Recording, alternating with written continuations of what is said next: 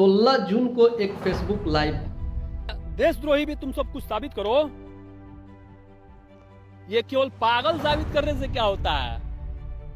अभी बहुत सारी ऐसी 17 जून को एक एनकाउंटर और कुछ ही घंटों के अंदर 28 साल का एक युवक मौत के मुंह में चला जाता है। यार इनको दे दिया गया और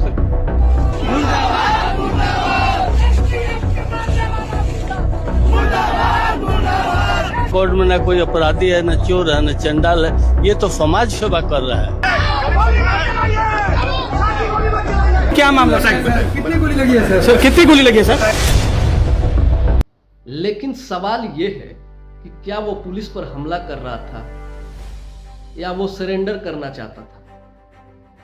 अगर वो खतरनाक अपराधी था तो उसका कोई बड़ा आपराधिक रिकॉर्ड क्यों नहीं मिला, और अगर वो सरेंडर कर रहा था तो फिर गोलियां क्यों चली। दोस्तों, आज हम किसी का पक्ष नहीं लेंगे, आज सिर्फ सवाल पूछेंगे, क्योंकि इस कहानी में जितने जवाब हैं उससे कहीं ज्यादा सवाल है।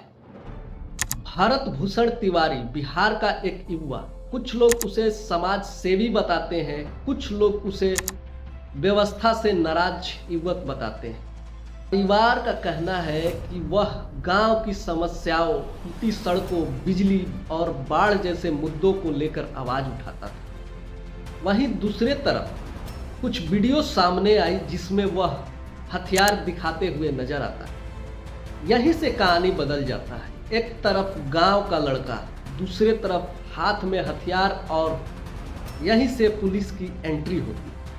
16 जून को भारत फेसबुक लाइव पर आता है, लाइव में हथियार दिखाता है, वीडियो वायरल हो जाता है।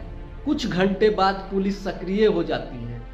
17 जून की सुबह पुलिस और एसटीएफ की टीम उसके गांव पहुंचती है। अब यहीं से दो अलग अलग कहानियां शुरू होती है। पुलिस का दावा है कि भारत फायरिंग किया और जवाबी कार्रवाई में गोलियां चलानी पड़ी, लेकिन परिवार और गांव का आरोप है कि भारत सरेंडर करना चाहता था।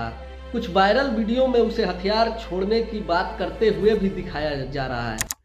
मांगे पूरी होने का संभावना अब दिख रहा है और समाज में और देश में बदलाव आने का भी संभावना दिख रहा है। यहीं से तो चलिए हथियार रख दिया जाता है, हथियार इनको दे दिया गया। और तो सच कौन बोल रहा है, यही सबसे बड़ा सवाल है। 5 सवाल जो पूरे बिहार में गूंज रहे हैं। पहला सवाल, क्या बिहार पुलिस एक युवक को जिंदा गिरफ्तार नहीं कर सकती थी?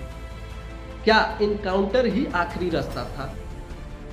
सवाल नंबर 2, अगर भरत सचमुच सरेंडर कर रहा था तो उसके बाद क्या हुआ? क्या उसके बाद भी कोई खतरा था? सवाल नंबर 3, अगर पुलिस की कार्रवाई पूरी तरह सही थी तो फिर पुलिस कर्मियों को सस्पेंड क्यों किया गया? क्या यह एक सिर्फ प्रक्रिया का हिस्सा था या जांच में कुछ गंभीर सवालें उठे? सवाल नंबर 4, कुछ बयानों में भारत को मानसिक रूप से परेशान बताया गया।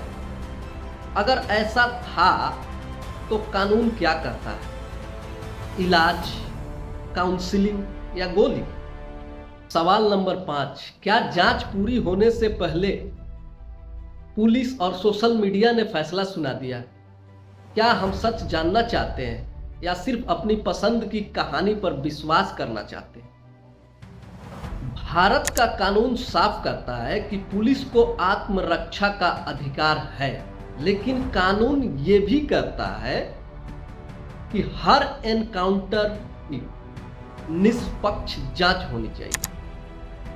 अगर जांच में साबित हो जाए कि कोई व्यक्ति निहत्था था या सरेंडर कर चुका था तो मामला बेहद गंभीर हो जाता है। इसलिए इस केस में भी लोगों की नज़र अब पोस्टमार्टम रिपोर्ट, फॉरेंसिक जांच और आधिकारिक जांच पर ही टिकी हुई है। दोस्तों, यह सिर्फ भरत तिवारी की कहानी नहीं है, यह कानून, पुलिस और नागरिकों के बीच भरोसे की कहानी है। अगर पुलिस सही है तो सच सामने आना चाहिए। अगर कहीं गलती हुई है तो जवाबदेही भी तय होनी चाहिए, लेकिन फैसला भावनाओं से नहीं, सबूतों से होना चाहिए।